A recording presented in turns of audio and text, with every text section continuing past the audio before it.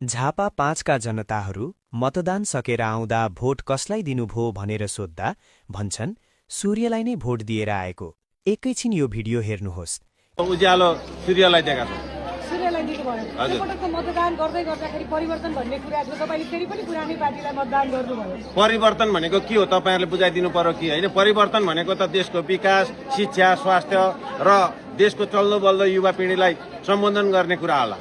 कोही मान्छे चाहिँ आज हाम्रा नेताहरू चाहिँ चप्पलबाट दुःख गरेर आज हामीहरू यहाँ हिँड्दाखेरि चाहिँ गाई भैँसी हिँड्न नसक्ने ठाउँमा आज पिच 4 लेनको बाटो बनाएको छ विकासले।